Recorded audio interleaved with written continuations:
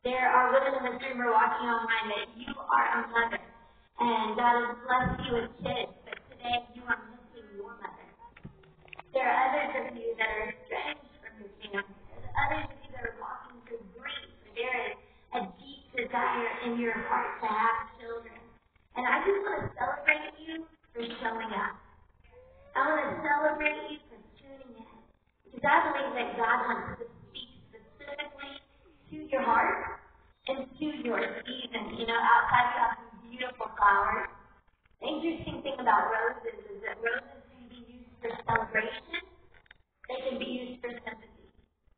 Roses can be used to say, I love you, and roses can be used to say, I'm praying for you. I just want to tell you today that the roses are for you.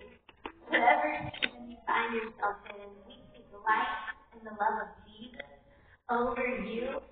Every single Mother's Day, I'm reminded of our 8-year infertility journey. We walked through infertility. We were married for 11 years before we had our first son, Wyatt. I have a 5-year-old son named Wyatt, a 3-year-old son named Wyatt, and a baby girl named Waylon, who is a year and a half old. And, you know, when it comes to infertility, I'm never going to outgrow this part of my testimony. I'm never, ever, for the rest of my life, going to move past it and just pretend like that was just a season, and now I'm into the season that I was waiting for. No, friends. That season changed my life forever. That season of infertility is when God bound me to his heart. When God bound me to his way. When God bound me to his people. He healed my heart before I ever gave birth to my son. He let me know that he had given me a purpose and a peace that I got to hold and wake up to every morning, regardless of whether I was able to bear children or not. God was the closest to me that he ever had been in my entire life as I walked through infertility. In my pain, his whispers were like shouts. And he gave me purpose in the way. And the Mother's Day before I found out I was pregnant, I wrote a journal entry and I ended up sharing it. And I wanted to share it again today. Because again, I celebrate the faithfulness of God. And I hope that if you're in a waiting season, whatever that looks like, I hope that it speaks to you. This was May 11th, 2017, as a reminder on Mother's Day. Today I'm thinking of all the women who want to run and hide when they hear the word Mother's Day. Yes, you. The pain is real.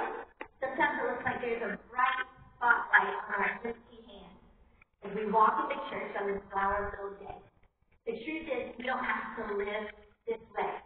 Sometimes we need friends to challenge us to step into the light and live instead of hide in the shadows. It's been almost 8 years on my infertility journey, and I'll never forget 5 years ago, the first time I preached on Mother's Day. When I saw the rostering schedule, I thought it was a joke. What do I have to say, I thought. But the truth is, as women, if the desire is in our hearts to mother, there is never a season that God will not bring someone into your path to nurture, shape, and love. Because of Jesus, we're all loved and purposed to love others.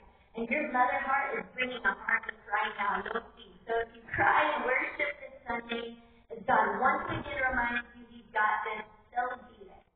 Let it flow. Church is our safe place, not a parade of perfection. Let your beautiful tears remind you that those who sow in tears will reap with shouts of joy. You are celebrated, you are seen, and your bravery to live with open hands and an open heart is worth the fight. Head up, you're whole. Let love be your identity. Let joy be your strength. Your love for others has made you a mom all along. Come on,